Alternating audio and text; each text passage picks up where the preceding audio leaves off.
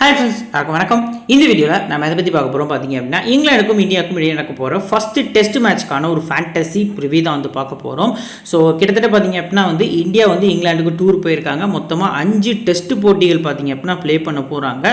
So இந்த 5 test போட்டிகளுக்கான prediction video plus பார்த்தீங்க அப்படின்னா டீம்ஸ் எல்லாமே நம்ம டெலகிராமில் அப்டேட் பண்ணுவோம். ஸோ கண்டினியூஸாக உங்களுக்கு வீடியோஸ் வேணும் அப்படின்னா நம்ம சேனலை சப்ஸ்கிரைப் பண்ணாமல் பார்த்துருந்தீங்க அப்படின்னா மறக்காமல் சப்ஸ்கிரைப் பண்ணிக்கோங்க.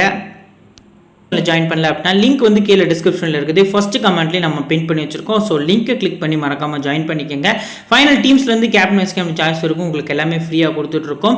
குறிப்பாக பார்த்தீங்க அப்படின்னா லோ பர்சன்டேஜ் பெஸ்ட் பிக் பார்த்தீங்க அப்படின்னா கண்டினியூஸாக கொடுத்துட்ருக்கோம். அது பார்த்தீங்க அப்படின்னா உங்களுக்கு ரொம்ப கிராண்ட் லீகுக்கு யூஸாக இருக்கும்.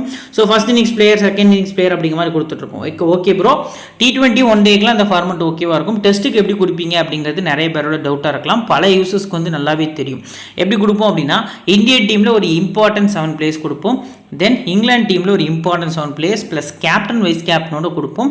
இதை தவிர்த்து ஸ்மால் லீக் டீம் இது எல்லாமே பார்த்தீங்க அப்படின்னா நம்மளுக்கு பர்டிகுலர்லி டெலகிராம் சேனலில் ஆஃப்டர் லைனப் அனௌன்ஸ் பண்ணுவோம்.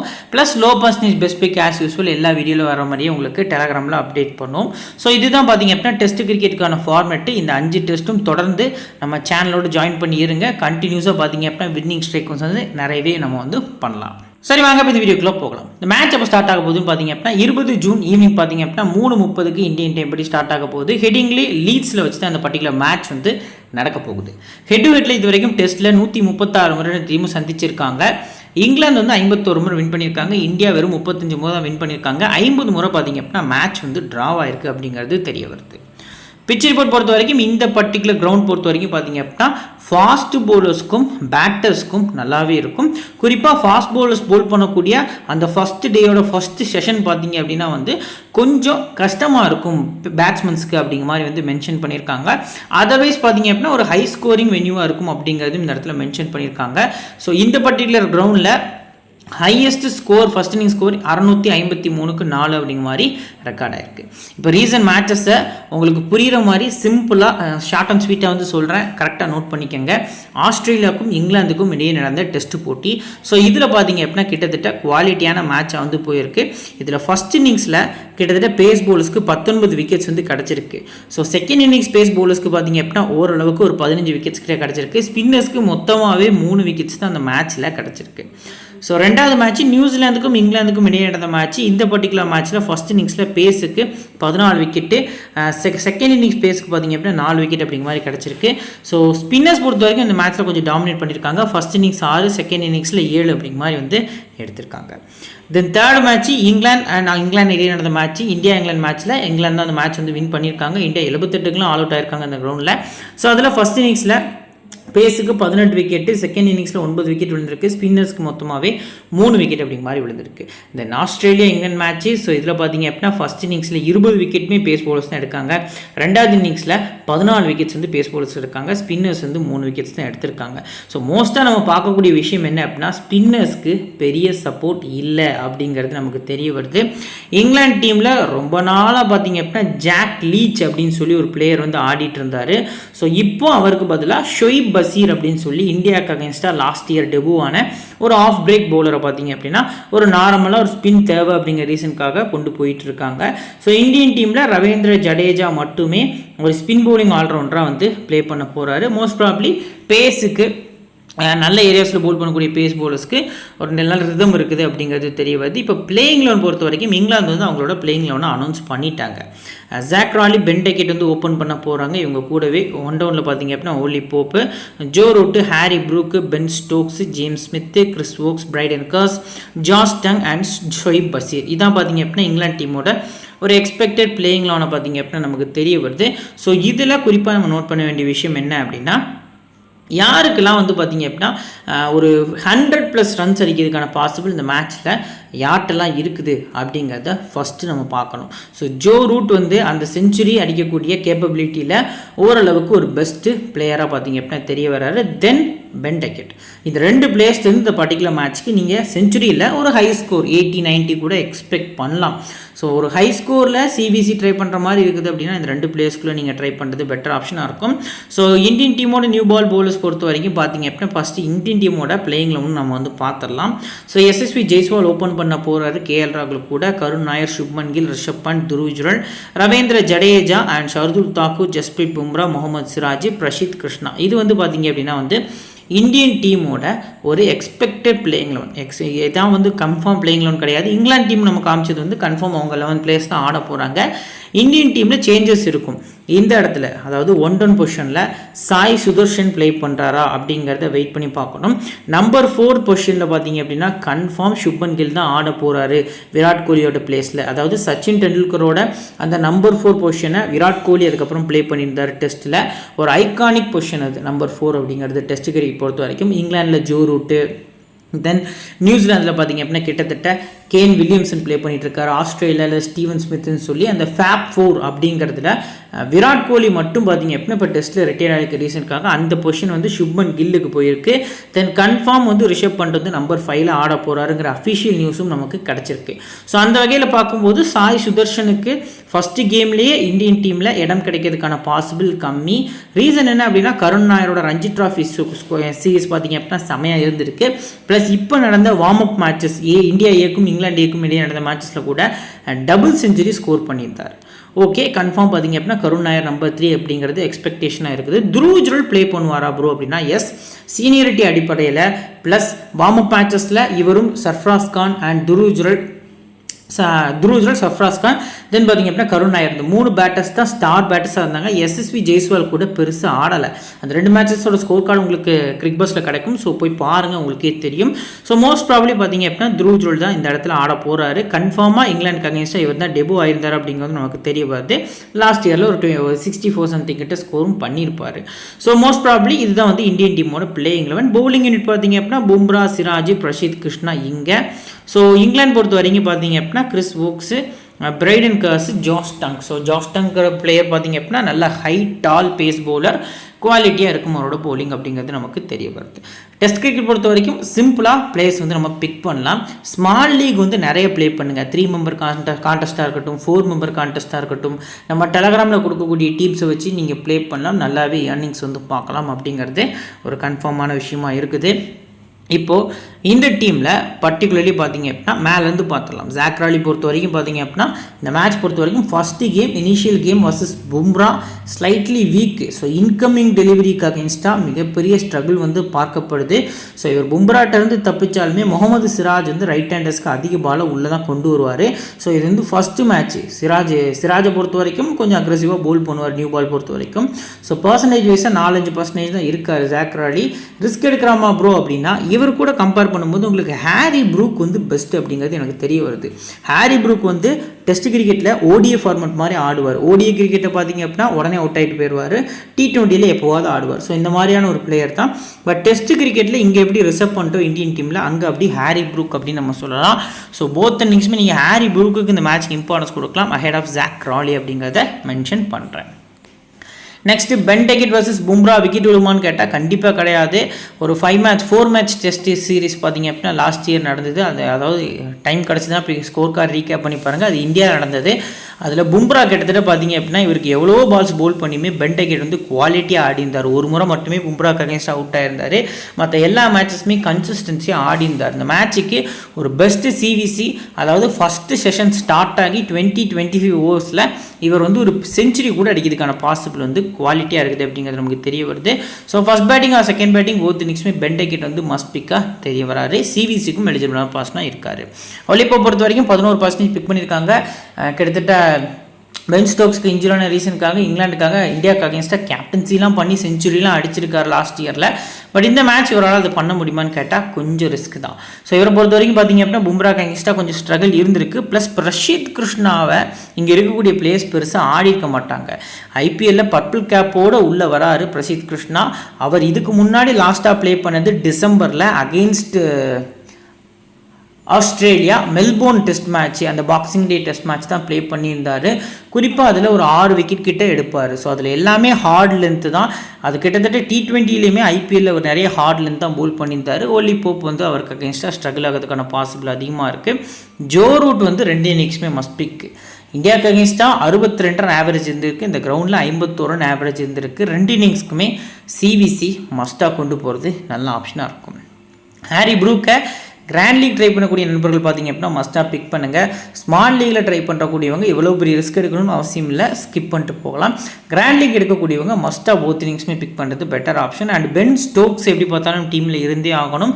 டெஸ்ட் கிரிக்கெட் பொறுத்த வரைக்கும் இவரும் ஒரு தவிர்க்க முடியாத பிளேயர். குறிப்பாக சேஸ் பண்ண போகிறாங்க இங்கிலாந்து அப்படின்னா மஸ்ட் பிக்காக ஒரு விசிஆர் கேப்டன் கூட கொடுக்கறது ஒரு பெட்டர் ஆப்ஷனாக இருக்கும். தென் ஜேம்ஸ் ஸ்மித்து யாரும் உங்களுக்கு சொல்ல மாட்டாங்க, 15% இருக்கக்கூடிய ஒரு ட்ரம்ப் கார்ட் பிக் அப்படின்னு நான் வந்து மென்ஷன் பண்ணுறேன். ஸோ இந்த பர்டிகுலர் டீமில் பென் டெக்கெட் அண்ட் ஜோ ரூட்டுக்கு அடுத்தபடியாக அதிக ரன்ஸ் யார் அடிப்பான்னு கேட்டால் நான் வந்து உங்களுக்கு ஜேம்ஸ் ஸ்மித் அப்படின்னு தான் மென்ஷன் பண்ணுவேன். கன்ஃபார்ம் வந்து 2 இன்னிங்ஸில் ஒரு இன்னிங்ஸ் ஒரு பெரிய ஸ்கோர் ஆடுறதுக்கான பாசிபிள் இருக்குது. ப்ளஸ் க்ளவ் ஒர்க்லேயுமே கலக்கியிருக்காரு. அகெயின்ஸ்ட் வெஸ்ட் இண்டீஸ் ஒரு டெபு டெஸ்ட் சீரீஸ்லேயே செஞ்சுரியும் ஸ்கோர் பண்ணியிருந்தார் லாஸ்ட் இயர். ஸோ மஸ்ட்டாக ஜேம்ஸ் ஸ்மித்தை பிக் பண்ணுறது பெட்டர் ஆப்ஷனாக இருக்கும்.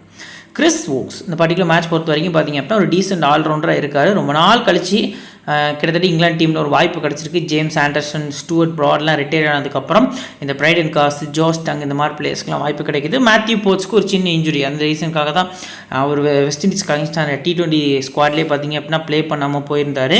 ஸோ அவர் வர வரைக்கும் பார்த்தீங்க அப்படின்னா பிரைடன் காஸ், ஜோஸ் டங் தான் போல் பண்ண போகிறாங்க. இதில் கிறிஸ் வோக்ஸை நீங்கள் 2 இன்னிங்ஸுமே பிக் பண்ணிக்கலாம். பிரைடன் காஸ் பொறுத்த வரைக்கும் 2வது போலிங் பண்ண போகிறாங்கன்னா அதிக ப்ரியாரிட்டி கொடுங்க.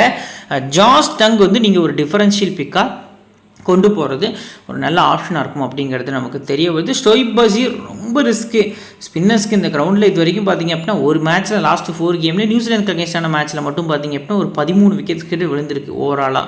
ஸோ அப்படி நம்ம பார்த்தோம் அப்படின்னா ஷோயிப் பஷீர் பிக் பண்ணலாம். பட் ஏன்ட்ட கேட்டிங்கன்னா ஸ்கிப் பண்ணுங்கள் அப்படின்னு தான் சொல்வேன்.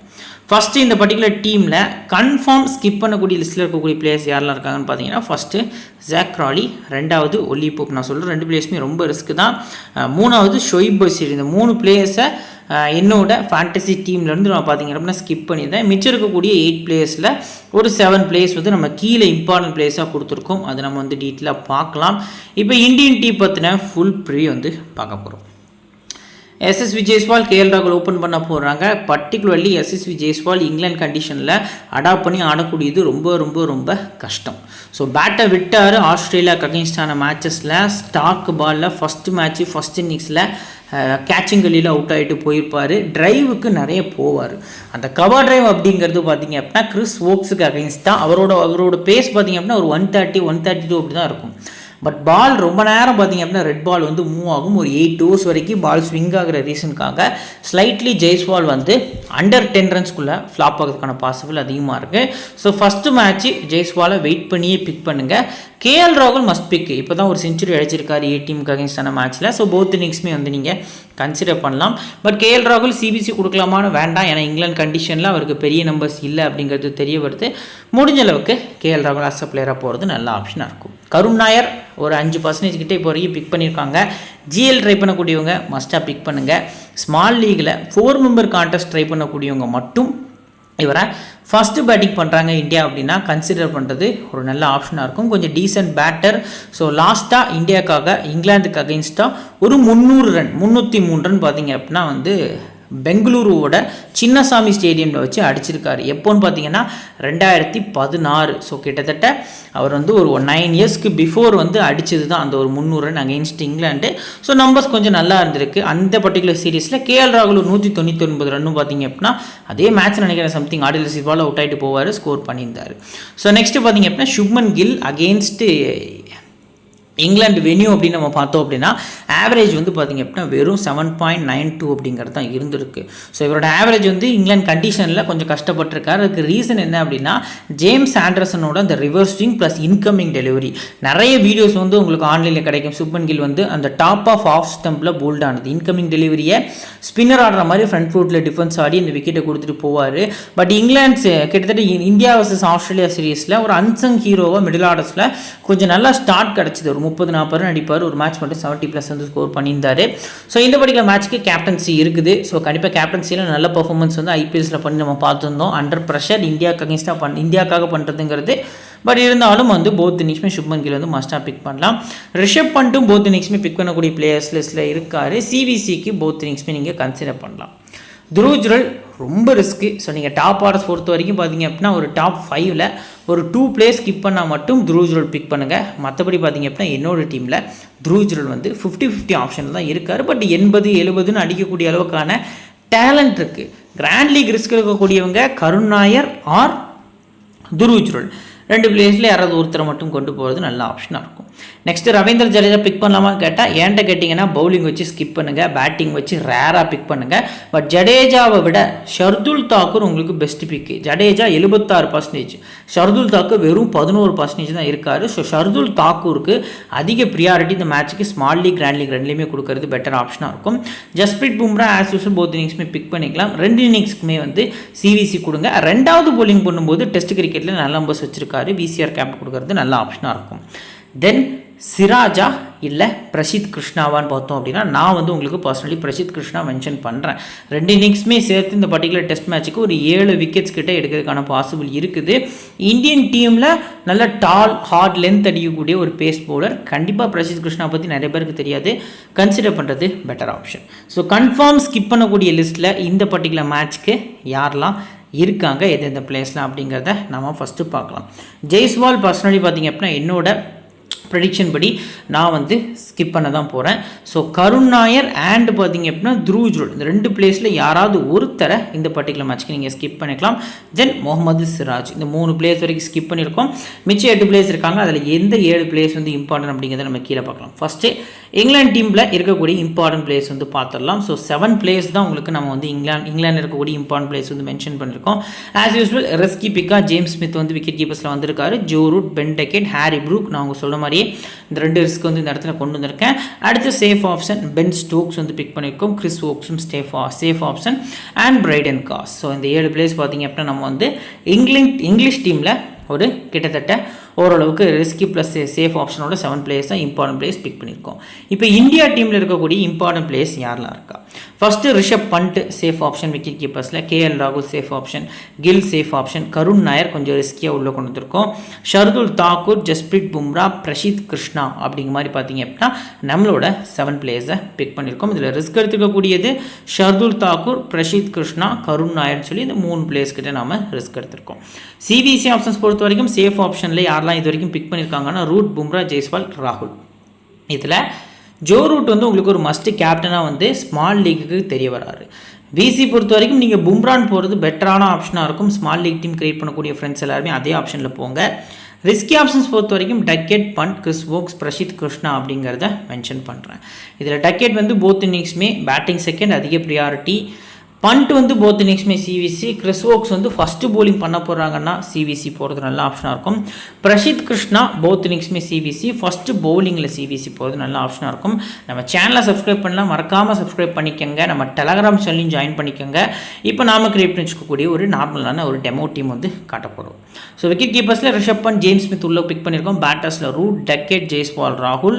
ஆல்ரவுண்டர்ஸில் ஸ்டோக்ஸ், ஷர்துல் தாக்கூர். பவுலர்ஸ் பொறுத்த வரைக்கும் பார்த்தீங்க அப்படின்னா Bumrah, Chris Woakes, Brydon Carse அப்படிங்கிற மாதிரி பிக் பண்ணியிருக்கோம். சேஃபான கேப்டன் ரூட்டு, சேஃபான வைஸ் கேப்டன் பும்ரா அப்படிங்கிற மாதிரி பிக் பண்ணியிருக்கோம்.